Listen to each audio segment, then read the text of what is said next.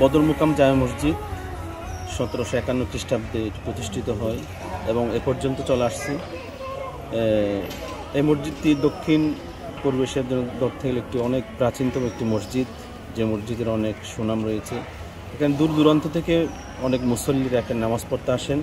পর্যটন এরিয়া হিসাবে অনেক পর্যটক এখানে আসেন। শুধু এই মসজিদটি দৃষ্টিনন্দন হওয়ার কারণে এখানে দেখার জন্য আসেন ওনারা।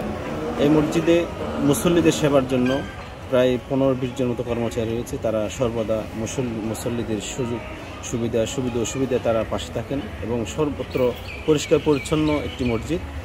এবং আরেকটি বিশেষ সুবিধা হলো এখানে মহিলাদের জন্য আমাদের ফজর, জোহর, এরকম আসর, মাগরিব, এই 3 ওয়াক্ত, জোহর, আসর, মাগরিব 3 ওয়াক্ত নামাজের জন্য ব্যবস্থা রয়েছে। যারা দূর দূরান্ত থেকে এখানে আসেন, হঠাৎ কক্সবাজার শহরে আসেন, নামাজের তেমন জায়গা পাওয়া যায় না, এই জন্য নামাজের জন্য ওনাদের জন্য এটা সুন্দর পরিপাটি একটি মসজিদ এখানে নির্মাণ করা আছে পাশে।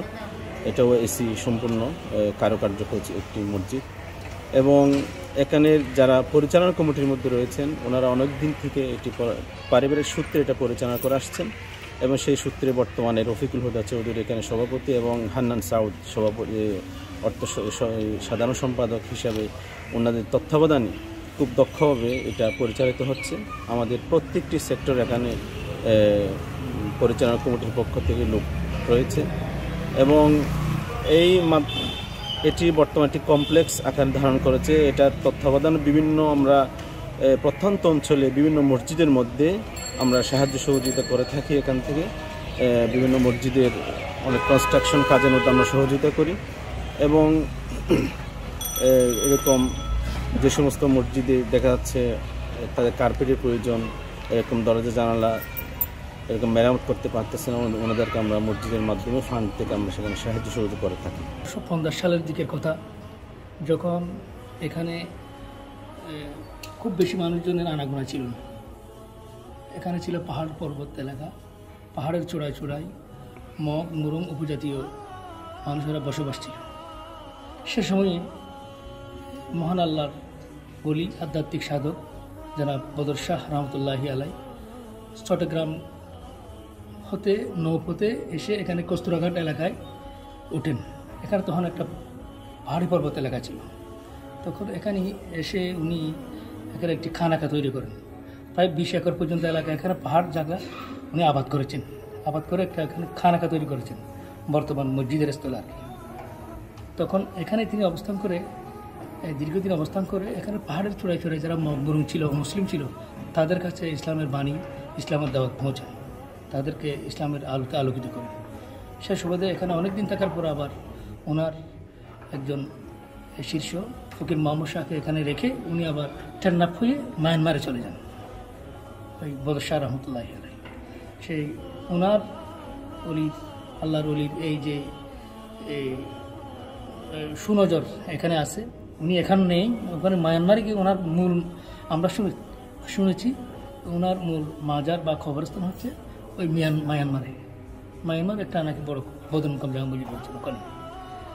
তো এখানে আসলে এই মসজিদের কেন্দ্র করে এখানে বিভিন্ন যাতায়াত শুরু হয়। যখন আস্তে আস্তে ধীরে ধীরে একটা টাউনে, কক্সবাজারে একটা শহরে পরিণত হয়।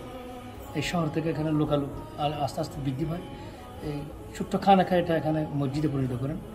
তখন এর পরবর্তীতে যখন এই যে আনোয়ারা থেকে, চট্টগ্রামের আনোয়ারা থেকে জৈনুদ্দিন সদর, অর্থাৎ বর্তমান পরিচালনা কমিটির সভাপতি, সেক্রেটারি যারা রয়েছেন তাদের পূর্বপুরুষ জৈনুদ্দিন সদর রহমতুল্লাহ আলাই ওই মিয়ানমারে আকিয়াবে ব্যবসার উদ্দেশ্যে এখানে নৌপথে এসে এখানে অবস্থান নেন।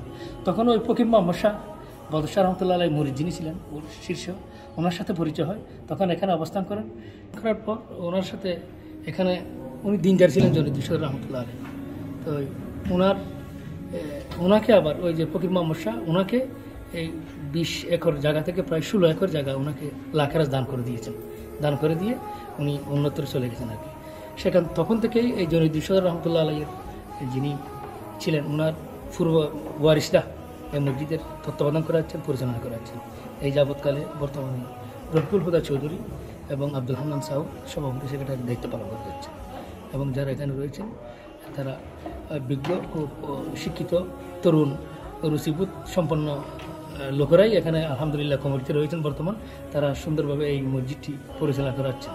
আগে এটা হচ্ছে আমাদের আসলে মূলত আমাদের সাধারণ সম্পাদক বলতে গেলে সাধারণ সম্পাদক আব্দুল হান্নান চাউদ, উনি তরুণ রুচিবোধ সম্পন্ন ব্যক্তি। উনি ইন্টারনেটটাকে বিভিন্ন মসজিদের স্ট্রাকচার বের করে, নমুনা বের করে, উনি নিজেই একজন ইঞ্জিনিয়ার নিয়ে এটা কি করেছেন, তৈরি করেছেন।